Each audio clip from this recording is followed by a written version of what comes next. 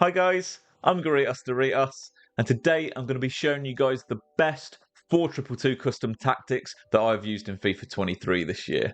The 4-2-2 fundamentally is just a very balanced, robust formation.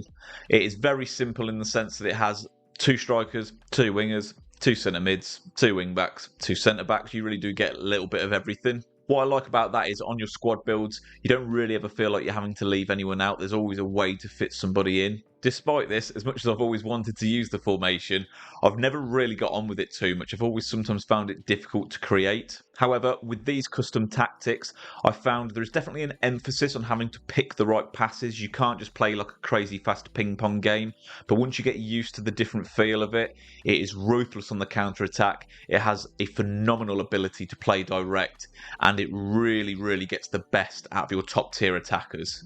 Just to be transparent, if you deem yourself a lower skilled player, someone that plays very casually, say you are someone that struggles to qualify for something like FUT Champs, then I wouldn't recommend these custom tactics. I'd recommend checking out my 4-1-2-1-2 narrow custom tactics if you are more of a casual player. However, if you are somebody that qualifies for champs quite comfortably every week and you play the game a lot, then I definitely think these 4-2-2 custom tactics are going to be a great asset to your guys' game. Jumping into the custom tactics, the defensive style is going to be unbalanced. The width is going to be on 35. This is compact. This is something that I just like on this year's game. If you find that to be too narrow and you're getting exposed on the wings, by all means, just up this 5 at a time until it suits your taste. For the depth, this is going to be on 60. With the 4-2-2, I definitely like to be the dictator in the game. I like to try and dominate the opponent as much as possible. So this is why I play a higher depth with it. You can go as high as all the way up to 72, where you get the automatic offside traps. But to be honest, with the 4-2-2, I like how defensively strong it is. And I feel like the moment you're letting the AI play offside traps for you, you're giving the opponent space and behind. You're leaving yourself in positions where you are potentially going to get exposed. So I think it truly suits this formation to not go above the 60 depth on this one. Build up play, we're just going to leave that unbalanced. None of the others really suit this formation. Chance creation, we're going to have this on direct passing. This is very routine, as you guys will probably know at this point. It is just the best one to use. For the defensive width, we're going to go straight down the middle on this one. We don't want it too high. We don't want it too narrow. Some people do like a 4-2-2, really stretching the opponent out. If that's your thing, then by all means give it a go, but I always struggle to link passes together if I go too high on the width. So 50 is a sweet spot for myself. Players in the box, this is going to be on 6. Now, often when I was trying 4-2-2s before with DMs on stay back and such, my logic was, well, you want 4 in the box because you've got 4 attackers. But I've noticed that some of the top tier players, even if they only have 4 designated attackers, often have this on 6. I've tried it, it does work really well. So for the 4-2-2, players in the box on 6. Corners and free kicks, personal preference as always. Down to 1 if you hate getting countered, up to 3 if you like many numbers up. I personally have a tactic on 2 that I like, so that's what I'm running with. Player instructions. So we'll start with the strikers. These are both going to be on stay central and come back on defence. Now, you'll probably notice that we don't have the getting behind instruction on these, which is a very common instruction, but there is a good reason for it. With this formation, you notoriously don't have a lot of options all the time. If you have both your strikers on getting behind and they're always running away, sometimes you don't have a passing option. With the getting behind instruction off, they tend to drop off more, gives you that passing option, and then it is up to you to trigger their runs manually, to trust their AI to make good attacking runs if they have good high attacking work rates, and also utilising player locks as well. We have the stay central instruction on because we don't want them drifting out wide. We have 2 dedicated widemen in this formation, so we want them staying in the middle as our guys to pass to in the box. The comeback on defence, this is something I've never used on my strikers, but what I've noticed is if you have these on comeback on defence and your whole team drops as a unit when you're defending, when you're playing at the back and starting a counter attack, you have so many more passing options. And this is something I'd never tried, and it works so well. Coming out of the box, there's no, oh, I've got to try and ping the ball up to my strikers, or I've got to run with it first. There's no your opponent cutting off the passing lanes as you try and counter because there's a big gap. Like, they're all there. You've got so many more passing options out the back, and I really like it. It's super effective with this formation. Moving on into our centre attacking midfielders. I have no idea why they're called centre attacking midfielders. They're literally on the wings, but that's what we call them. So they're going to be on comeback on defence and get into the box for cross. This is just, again, the comeback on defence is just more defensive support. It's about dropping next to Cancelo and Patrick Vieira in my case, and just creating a really compact second line of 4 to defend in. The get into the box for cross is so that when you are working the ball across the box, they're always there tucking in at the back post as an option, as the person to finish off anything that doesn't get capitalised on by the strikers. With a 4-2-2, you obviously don't have the option to apply getting behind instruction, so you're always generally playing 1-2s with your DMs to kind of get into space. And also, it's all about being good on the sticks with your wide men in this formation. It's all about using skill moves, using R1, L1 dribbling, just to create more space and create your attacks from there. Moving on into the central defensive midfielders, we will start with the left defensive midfielder, which is going to be our more attacking orientated centre mid. The defensive behaviour is going to be on cut passing lanes. This is so when we're not controlling them, they are still cutting off passing options for the opponent. Then we're going to have them on cover centre. This is just so they're not drifting out wide. It's not necessary. We've got a left back and a right back that aren't going to be attacking, and we've got a left cam and a right cam that are both going to be dropping back into the wide positions as well. So that only leaves the centre. That's why we want both our centre mids covering the centre and making sure there's no gaps in the middle of the park. For the attacking support, they are going to be unbalanced. This is so they get more involved in the attack and are there as a passing option. They're there to link up attacks. They will often get chances themselves, but they are there purely to link up attack, create more interplay, and just give you a middleman as well, because you've got 2 dedicated wide men and 2 strikers. It just gives you someone in the hole, kind of like our 3-5-2 has a cam.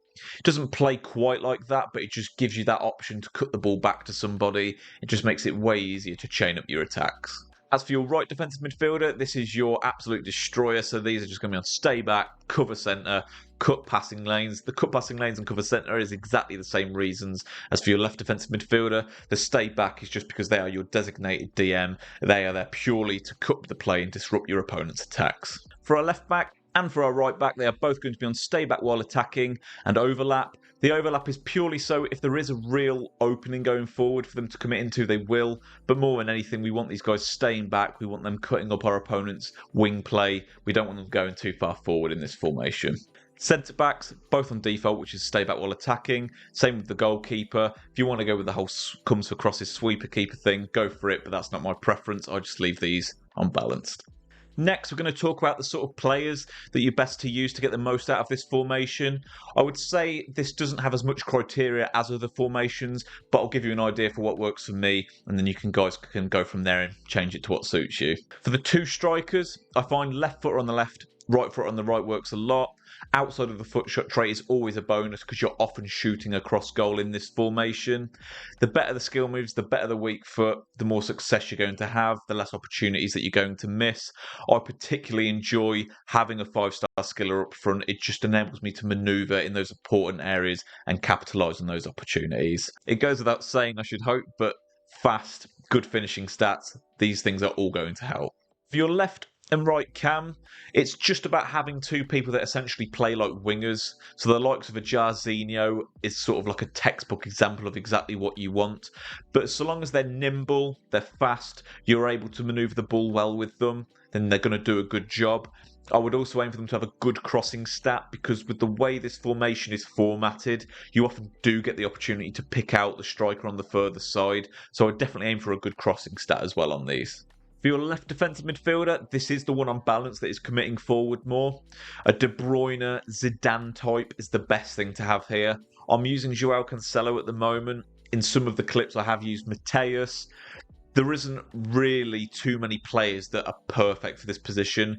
Joao Cancelo isn't ideal. I would really aim for that De Bruyne Zidane type. Somebody that has exceptional passing ability, really good final product, but they are able to do enough in terms of putting a tackle in. But their defensive stats haven't got to be super strong. As long as they're somewhat capable to tackle, it's more about their passing ability, their ability to link up the play in the final third. For the right defensive midfielder, this is your destroyer. You essentially want someone as close to Patrick Vieira as possible, someone that's very tall, has high defensive work rates, and just somebody that has great defensive AI as well.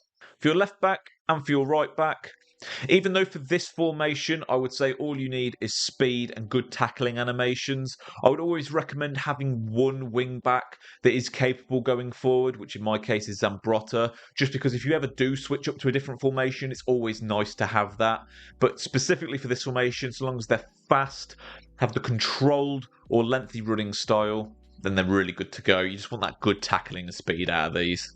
For your centre-backs, this is textbook at this point. You just want two fast, lengthy, physical centre-backs that are going to give you favourable defensive animations when you make tackles. You want that stickiness when you're cutting off passing lanes, and you want them to be able to outpace the likes of the Mbappes, the Jarzinhos, the R9s when they're counter-attacking you and you're having to chase them up. As for your goalkeeper, as always, as I say every time, whoever works. With this formation and these tactics, I would honestly say it's quite different to any other tactics I've uploaded on this channel. The reason I feel that they're different is that whenever I put a tactic together for you guys, I always try and make sure it aids you as much as possible. You pick it up, you play, and it just feels like the game is playing more in your favour, you know. With this formation, there's definitely a learning curve, particularly in the attack. You need to learn those moments when somebody's free and you can pass the ball, and learn those moments where somebody isn't free and you should hold the ball. If you just jump into a game with this and just play mindlessly, you'll find that your passes are always getting cut off and you're always losing the ball too easily. So there is a learning curve with this one, and that is the reality of it. However, once you get it down, learn when you can pass, when you shouldn't. Honestly, it's so compact on the defence, so hard to break down. And even once you learn the way it attacks, it actually plays to create really high percentage chances. So it's one you have to persevere with, but I promise you, if you do stick with it and you do get it down, it's going to really improve your guys' game. If you did make it this far, I really appreciate you guys sticking to the end of the video. Let me know how you get on with the custom tactics down below, and let me know if there's any other formations you'd like me to check out. If you did enjoy the video, please subscribe to the channel if you haven't already and turn your bell on. Take care, guys.